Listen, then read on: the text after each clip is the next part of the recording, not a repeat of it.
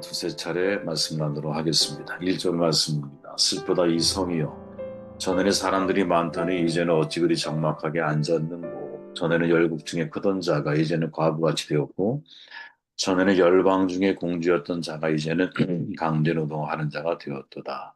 밤에는 슬피 우니 눈물이 밤에 흐르며 사랑하던 자들 중에 그에게 위로하는 자가 없고 친구들도 다 배반하여 원수들이 되었도다. 겸손으로 교만을 통제하라라는 제목으로 말씀을 합니다. 나라가 망했습니다. 그죠? 예루살렘 성은 함락되었고 하나님의 성전은 불에 탔죠. 성전의 검은 연기가 치솟는 모습을 사람들은 망연자실하게 바라보았을 거예요. 바벨론이 포위하고 있는 동안 하나님의 도성은 지옥으로 변해갔죠. 식량 공급이 차단되자 사람들은 아사 직전에 이르렀고 일부 사람들은 살기 위해서 아이들까지 잡아먹는, 물론 이게 사실인지 참 어, 우리도 뭐 역사 속에 이런 경험들을 많이 하지만 비참한 일이죠. 그죠? 뿐만 아니라 기근으로 인해 면역력이 약해지자 전염병이 창궐합니다. 이건 뭐 그냥 패턴이죠. 일종의 전쟁이 벌어지면 이런 일이 그냥 자연적으로 벌어지잖아요. 수습되지 않은 시체가 거리마다 나뒹굴었습니다. 사회적 붕괴와 대혼란 속에서 사람들 간의 기본적인 신뢰마저 무너지고 하나님의 도성은 인간 닿기를 포기해야 하는 곳이 되어버렸죠. 어쩌다가 이런 지경이 되었을까? 겉으로는 외세의 침공, 바벨론의 침공이 있다면 내부적으로는 다양한 이유를 들 수 있을 거예요. 그죠? 취약한 국방만 있었겠습니까? 내부적으로 여러 가지 부실한 내실들로 인하여 어쨌든 이제 이런 어려움을 당한 것은 분명한 사실이죠. 그러나 것이든 모두 표면적인 이유일 수밖에 없죠. 근본적으로 성경이 말하는 것은 죄 때문에 나라가 망했다. 이렇게 말하죠. 그리고 가장 에레미야가 1장에서 다루고 있는 우선적인 죄가 뭐냐? 전에는 열국 중에 크던 자, 또 전에는 열방 중에 공주였던 자. 바로 이 표현 속에서 우리는 답을 얻을 수 있다고 저는 생각을 합니다. 다시 말해 교만이라고 하는 죄죠. 평생 우리가 싸워야 할 아주 무서운 적이 아닐까요? 이 교만이라고 하는 것. 가만히 생각해 보면 사실 인간의 교만이라는 것은 코미디 같은 이야기죠. 성경에 기록된 것처럼 우리가 가진 것 중에 받지 않은 것이 뭐가 있겠습니까?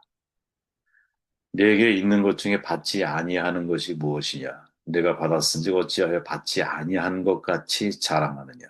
바울의 말이죠.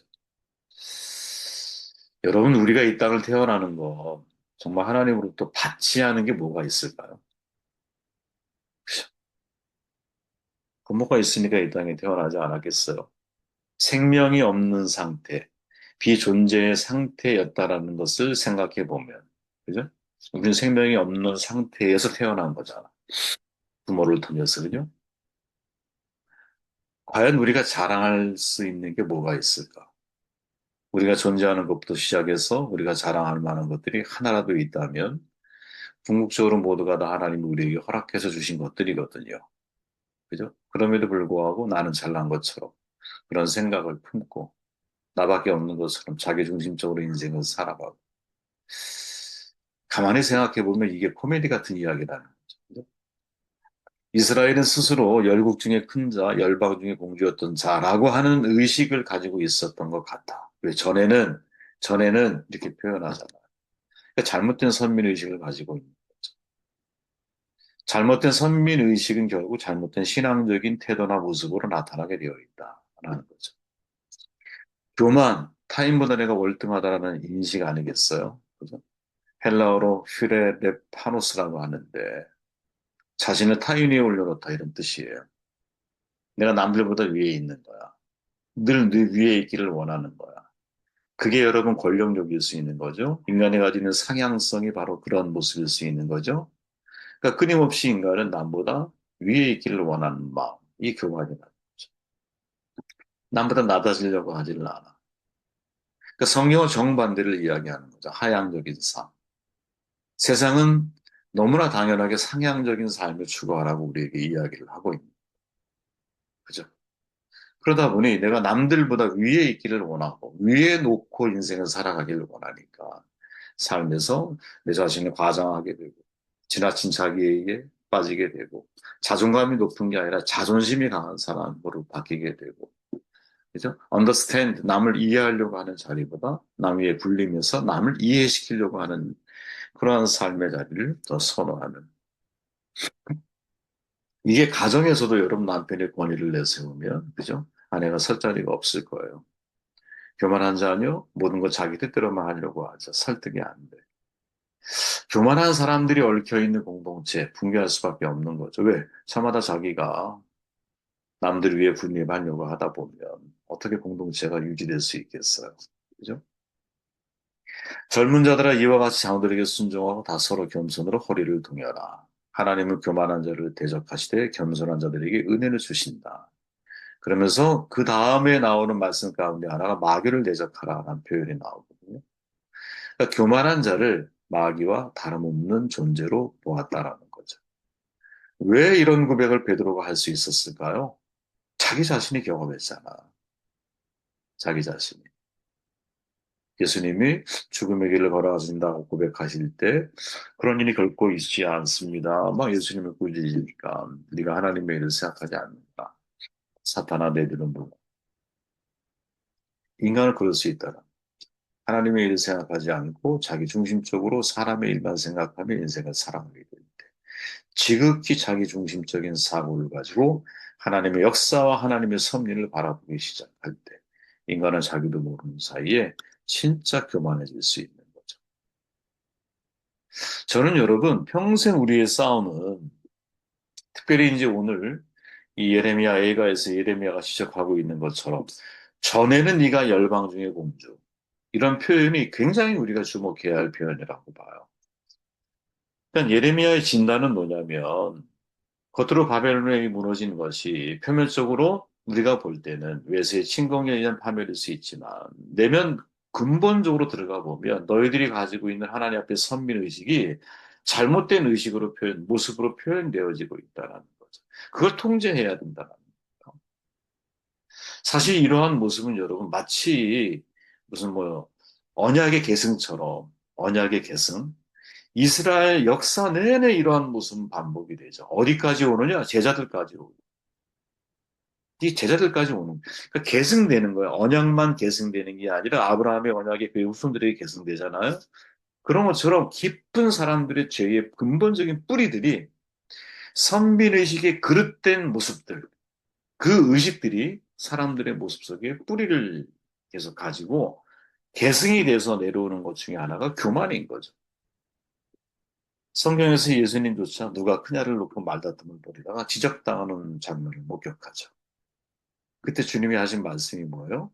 첫째가 되고자 하면 무사람의 끝이 되며 무사람을 섬기는 자가 되어야 하리라 하시고 이게 신앙인의 삶의 태도라는 거죠. 야, 너희들이 세상 사람과 구분되어지는 중요한 방법이 있다면 사람들을 으뜸이 되려고 해. 근데 진짜 으뜸이 되는 방법이 뭔지 아니? 그거는 세상의 원리를 따르면 안 돼. 세상은 교만, 사람들이 위에 굴리면서 으뜸이 되려고 하는 거야. 근데 하나님이 우리에게 원하시는 삶의 방식, 진짜 하나님이 원하는 으뜸의 방법은 섬기는 자에 설 때 진짜 사람들이 마음에서 우러나는 마음으로 너를 으뜸의 자리에 세울 거야. 이 말이거든요. 내 힘으로 으뜸이 되려고 하는 사람은 당연히 그 힘과 권력, 만몬, 돈을 가지고 사람들 앞에 군림할 수 있을 거예요. 근데 그렇게 군림한 사람은 진짜 사람들이 진심을 다해서 그 사람을 으뜸이라고 인정하느냐? 그렇지 않다는 거야. 우리가 살아봐서 알잖아요, 여러분. 독재자는 여러분, 총과 칼이 무서워서 내가 그 말에 따르는 거지. 진심으로 그 권위를 인정해 따르는 게 아니잖아. 진짜 우리가 상대의 권위를 인정하며 따르게 만드는 사람이 누굽니까? 섬기는 사람이지. 근데 이 교만의 죄가 쉽게 깨달아지지도 않고 벗어지지도 않는 내 이유가 뭐냐? 이 말을 들은 바로 그 다음 장면에 야고보와 요한 얘기가 나옵니다. 누가 더 크냐? 이 싸움을 하고 나서 야고보와 요한이 청탁을 받죠. 청탁을 하게 되죠. 그의 어머니가. 그래서 예수님이 한 번 더 가르쳐 주잖아요. 마가복음 10장 45절에 가면 인자가 온 것은 섬김을 받으려 함이 아니야. 섬기려 하고 자기 목숨을 많은 사람의 대성물로 주려 합니다. 위에서는 위에서는 원론을 말해요. 그죠? 첫째가 되고자 하느냐? 그럼 섬기는 자가 돼야 돼. 그리고 두 번째 똑같은 본질상 다르지 않는 문제가 발생했을 때 예수님 자신의 얘기를 하는 거야, 이제. 야, 내가 여기 온 이유가 뭔지 아니? 죽기 위해서 왔어.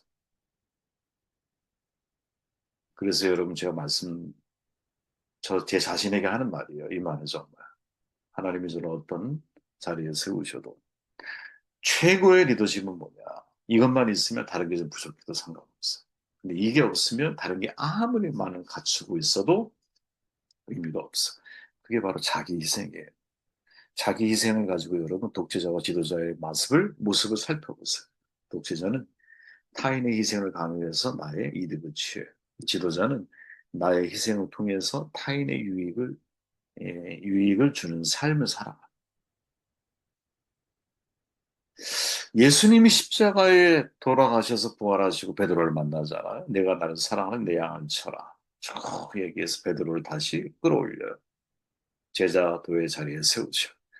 그러다가 베드로가 그죠? 일어나 이동하는 가운데 요한을 보죠.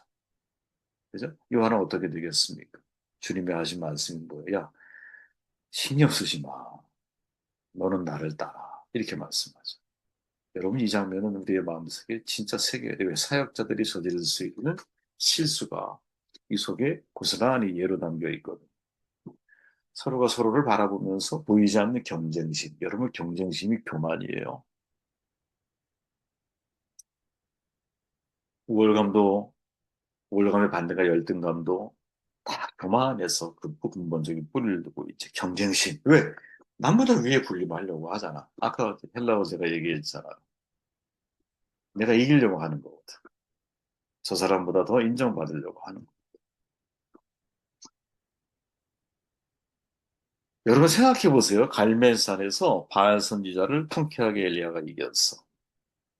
근데 그 이후에 진짜 역사적인 사건이 하늘에서 불이 떨어졌으니까 850대 1에서 승리하잖아요. 선자를 다 어떻게 보면 처형을 하잖아. 그죠?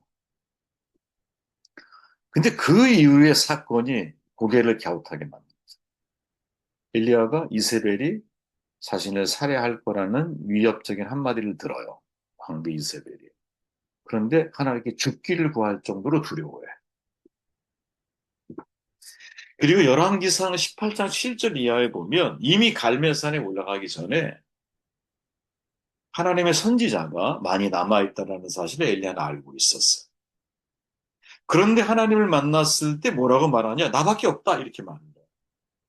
좀 이상하지 않아요?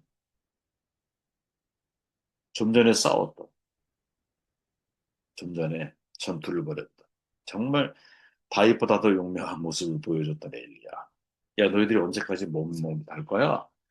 여호와가 하나님이시며 그 편에 서 단호하게 이야기를 하죠. 쉽지 않거든요, 여러분. 여러분 말이 그렇지 천대에 1,000명이 넘는 훨씬 더 많은 제사장들, 뭐, 훨씬 더 많은 사람들이 있었을 거 아니에요, 그죠? 그런 가운데 그렇게 용맹했던 사람이 어떻게 죽기를 구하고 두려움을 떨고 나밖에 없다라고 말. 이미 하나님의 선지자가 많이 있다라는 걸 알고 있음에도 불구하고 그 이유가 뭐냐? 엘리야의 고백 속에 힌트가 있죠. 만군의 하나님 여호와께 열심히 유별하오. 다시 말해서 나는 하나님을 향해 열심으로 섬기고 있는데 또 다른 하나님의 선지자가 있다고 말한 바로 그들. 그들은 그렇지 않다는 거죠. 내가 제일 훌륭한 하나님의 선지자라는 생각을 엘리야가 가지고 있었던 것이 아니겠느냐. 비록 갈멜산에서 엄청난 승부전을 펼쳤지만 바알에게 무릎 꿇지 않은 나의 사람들이라고 말씀하셨던 바로 그 사람들과 엘리야 이 둘을 놓고 보면 야, 너 혼자만 열심히 잘한다고 생각하면 네 열심만 특심한 거라고 생각하게 되면 너는 탈진할 수밖에 없어. 여러분 이 말을 잘 기억해야 합니다. 우리가 왜 탈진하는지 아세요? 나 혼자 열심히 한다고 착각하고 내 눈에만 그렇게 보일 뿐이에요, 여러분. 다른 사람들은 더 열심히 합니다. 그 사실을 믿어야 돼요. 물론 여러분 일을 하다 보면 아주 그냥 설렁설렁 게으르게 일하지 않고 자기 일에 최선을 다하지 않는 사람을 목격하게 되죠. 그로 인해 나 혼자 열심히 되는 거 아니야? 무슨 의미가 있어? 이런 생각이 들 때도 있죠. 근데 하나님 앞에 우리가 섰을 때는 그것이 교만일 수 있다는 거예요. 나는 나의 일을 하면 되는 거예요. 누가 열심히 하든 안 하든 나는 내 일에 열심을 해야 되는 신전의식, 하나님 앞에 단독자이기 때문에 혼자 일한다고 생각하는 사람들이 많아요. 저도 지금까지 총회 관련돼서 일을 하다 보면 번아웃 되고 지치고 피곤하고 막 이런 사람들에게서 나오는 말 중에 그런 말이 있어요. 음, 나는 오늘도 열심히 하면 뭐해? 다른 사람의 일을 하나. 과연 그럴까? 이 엘리야가 우리에게 던지는 중요한 그 사각지대. 아, 내가 하나님 앞에 만군의 여호와께 열심히 유별합니다. 열심히 특심한 사람입니다. 라고 말하는 그 열심이 사실은 문제일 수 있다. 그걸 봐야 된다. 이런 교만 어떻게 통제할 수 있느냐? 욥이 한 고백처럼 사람들이 너를 낮추거든 너는 교만했노라 마라. 하나님은 겸손한 자를 구원하시리라. 이 욥기에 나오는 이 말은 비록 욥의 말은 아니지만 이 말 속에 되게 중요한 진리가 담겨 있죠. 사람들이 너를 낮추거든 너는 교만했노라 마라. 하나님이 겸손한 자를 구원하시리라. 저는 여러분 이 말씀 속에서 교만은 분명히 대적할 수 있는 힘은 겸손밖에 없어. 그죠? 겸손해야 하나. 근데 이 겸손의 자리에, 내가 교만한 마음에 있는 자리에 있다가 겸손의 자리에 가게 되는 중요한 포인트가 있다. 누군가 나를, 내 자신이 교만한 것을 발견할 때도 있겠지만, 누군가 나를 낮추거든. 즉, 누군가 나에 대해서 내가 교만한 삶의 모습을 가지고 있다는 사실을 지적하고, 그런 환경에 내가 처하게 됐을 때, 그때 내가 진짜 하나님의 교만인노라라고 고백할 수 있는 제가 마지막에 우시아를 선언한대요, 여러분. 우시아 왕이 죽던 해에 이사야 선지자가 천상의 하나님을 뵙죠. 그게 이사야 6장 5절의 말씀인데, 화로다, 이제 내가 망하게 되었다. 나는 입술이 부정하고 부정한 백성에게 거하면서 만군의 여호와를 배웠다. 여러분, 우시아는 교만으로 죽은 사람, 질병 들어서. 그런데 그때 이사야는 어떻게? 하나님 앞에 겸손으로 사명을 시작을 해. 그러니까 내가 진짜 겸손해지는 때가 언제일까? 내 교만을 보고 애통하는 마음. 나의 교만에 애통할 수 있는 나는 부정한 사람이구나. 나는 부정한 사람이구나. 이거를 생각할 수 있는 사람이 되어야 되는 게 아닐까. 예레미야 애가에서 여러분, 전에는 두 번이나 표현을 통해 이스라엘 너희들의 근본적인 문제는 교만이야. 라고 지적했을 때 이것을 가슴 아파할 수 있는 이러한 나의 모습을 거룩하지 못한 부정하다라고 말할 수 있는 욥기에 나와 있는 말씀처럼 그죠? 너는 교만했노라. 그죠? 나는 교만했구나. 라고 말할 수 있는 이런 용기, 이러한 신앙이 이게 진짜 겸손이 아닌가. 이런 신앙이 되기를 소원해요.